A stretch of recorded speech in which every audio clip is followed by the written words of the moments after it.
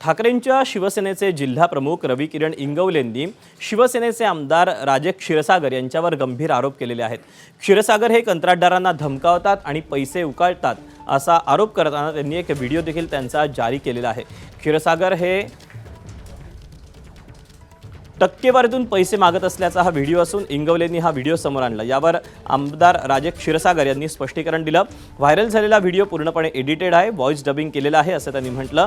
काल सतेज पाटलांनी व्हायरल व्हिडिओची चौकशी करावी अशी मागणी केली होती। या मागणीवरून क्षीरसागरांनी काँग्रेस नेते सतेज पाटलांवरही निशाणा साधला। कोल्हापूर शहराचे किंवा कोल्हापूर जिल्ह्यातील सगळ्यात भ्रष्ट लोकप्रतिनिधी राजे क्षीरसागर यांचा हा व्हिडिओ आहे। या व्हिडिओमध्ये ते कॉन्ट्रॅक्टरांना धमकावताना दिसतात आणि कॉन्ट्रॅक्टरांनी 40 लाख रुपये त्यांना दिले, हे प्रूव्ह झालं, सिद्ध झालं। मी जास्त या नालायक लोक या माणसावर बोलू इच्छित नाही, पण निश्चितपणे बंटी पाटील साहेब, आपण एक सभ्य राजकारणी आहात। सातत्यानं तेच व्हिडिओ आपण समोर आणायची, आमची बदनामी करायची, हे तुम्हाला शोभतं का?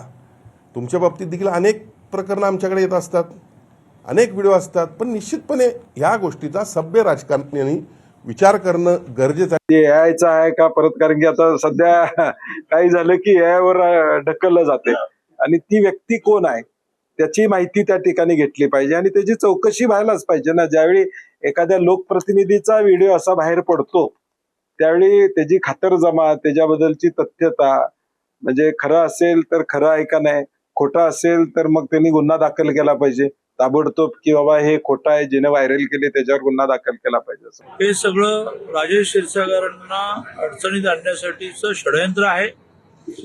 आई अंबाबाई सगळं पाहत असते, ती राजेश क्षीरसागर या संकटातून बाहेर काढेल। सगळे राजकीय नेते जे आम्ही आहोत ना, ते काचेच्या घरामध्ये राहतो, त्यामुळे त्यांनी दुसऱ्याच्या घरावर दगड मारला तर ही भीती मनात बाळगली पाहिजे की तुमच्या घरावर दगड येतील।